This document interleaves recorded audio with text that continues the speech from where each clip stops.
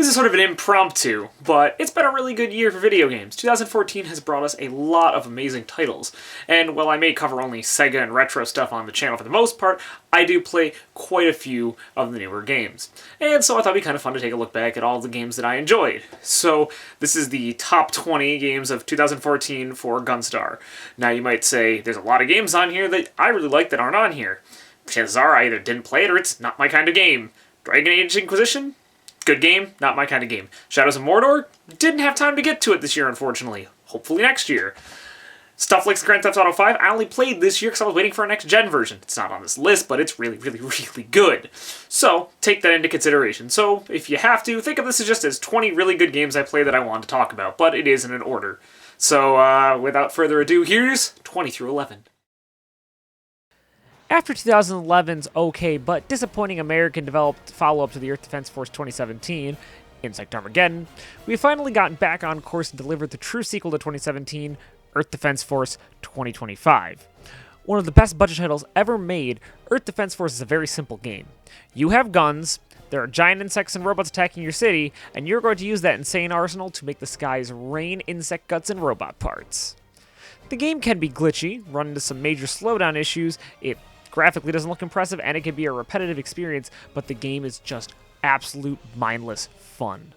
With a huge amount of weapons, 4 drastically different classes to play as, and 4-player co-op, the game can become a chaotic playground for all kinds of stupid fun to be had. The wonky physics and random clipping can lead to hilarity to share with all as well.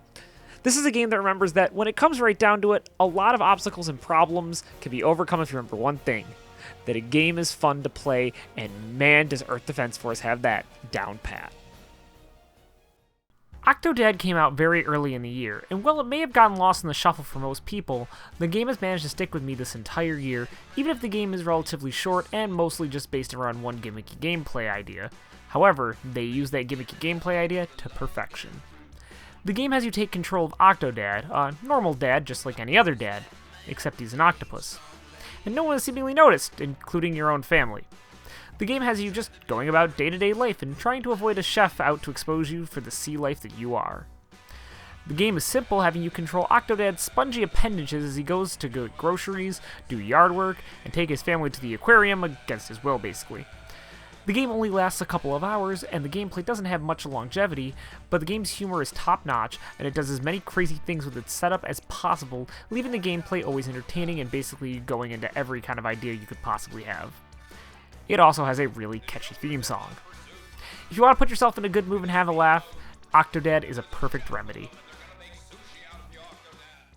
Many of the games in this list are incredible games, but none can really offer something Far Cry 4 does, in that everyone you talk to could likely have a very different experience in how their campaigns played out.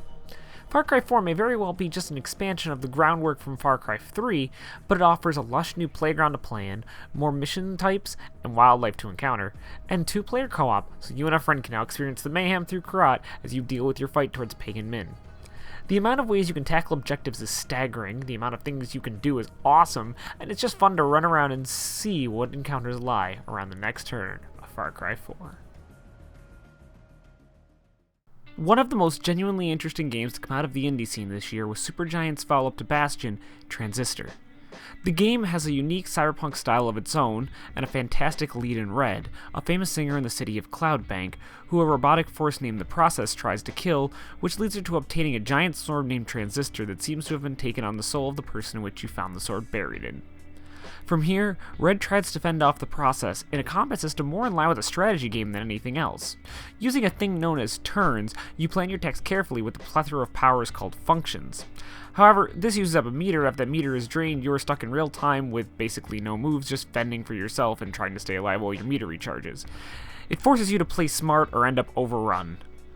The game may be a bit too complex for some, but for everyone else, the story and production is phenomenal, and it offers a completely unique kind of combat system that helps it shine among the pack. Roguelikes are a dime a dozen on Steam, so it has to take something special to really shine bright among the genre. Crypt the Necrodancer does just that, infusing a rhythm game into the genre, where every movement, attack, and dig is done in time to the music of the stage. Learning the beats of each song, as well as each enemy's movement and attack patterns, is key to getting out of the crypt alive. And trust me, just like any good roguelike, this game will kick your ass over and over again. The soundtrack is incredible, and if you for some reason don't like it, the game allows you to import any music you have, and the game's beat mapping program is surprisingly solid and makes it feel like you're actually marching in beat to the music that you import. Add a plethora of items to find, new characters to unlock, and new content being added to the game all the time, and you have a roguelike that is fresh, entertaining, and marches to its own beat. While some have considered this one of the best games of the year, I won't be going that far. However, as far as delivering that old-school dungeon-crawling goodness that has seemingly found its niche on the 3DS, Persona Q does a great job of wrapping the game with an interesting story, great characters, and a slightly more engaging visual flair, while not compromising the core gameplay for fans that may not be used to the more difficult battle system in place here, where keeping track of your route, knowing when to bail, and realizing you may very well lose over an hour of progress for a poor push ahead is the meal of the day. For some, this may not be the game for you, but for those out there that are fans of the Persona series, there's plenty of fan service that will help you push through the game, and old-school dungeon-crawling fans will get to experience the Persona series without having to put up with the more dating sim-esque features of the series, going a bit more to the roots of its darker heritage from the Shin Megami Tensei series. It's certainly not a game changer in that aspect, but for its genre, it does it better than anyone else, giving it a more interesting visual flair and a bit more personality than most of these kind of dungeon-crawling games.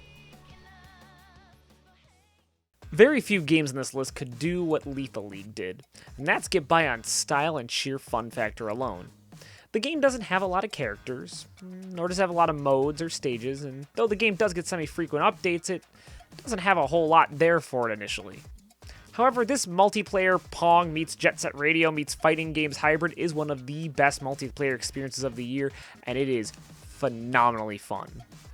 The game basically has you and up to 3 other players hitting a baseball back and forth at each other, with each hit making the ball zip faster and faster around the stage.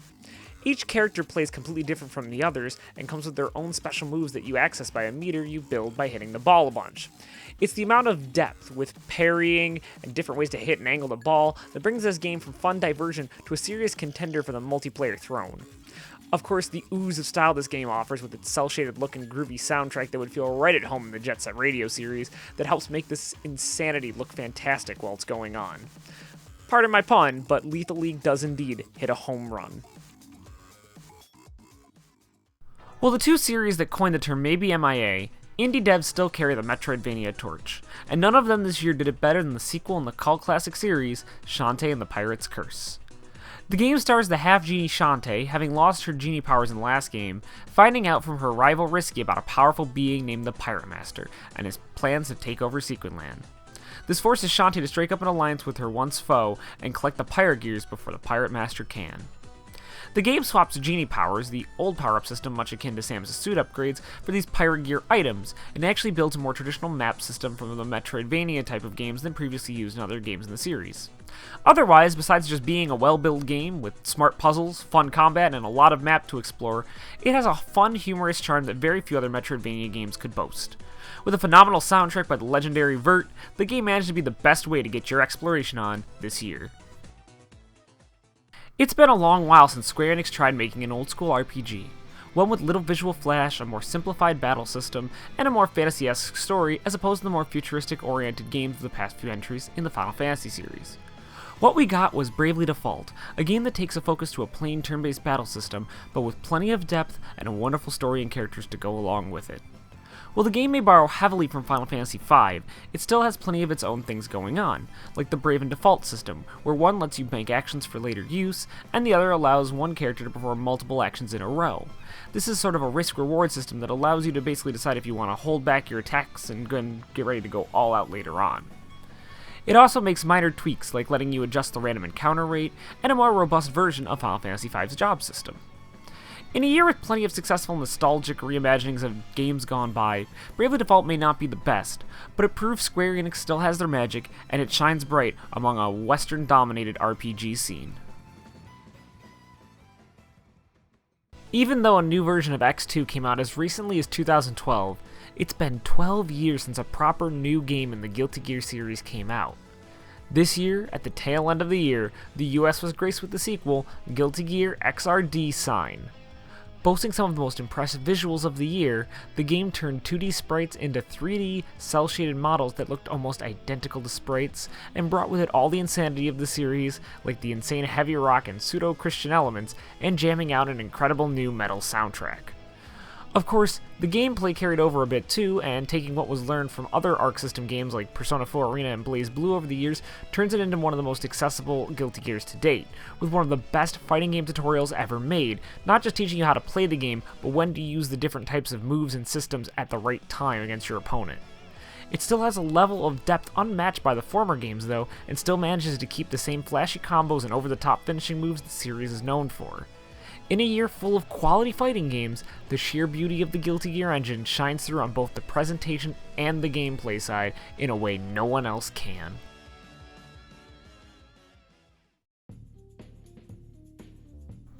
Hey guys, hope you enjoyed 20 through 11, but you should check back tomorrow for 10 through 1. I'm sure there'll be plenty more to get salty over, or maybe even agree with my opinion. That'd be a crazy notion, wouldn't it now? Otherwise, feel free to check out some of the other videos on the channel if you haven't already, or we'll see you back here tomorrow for 10 through 1.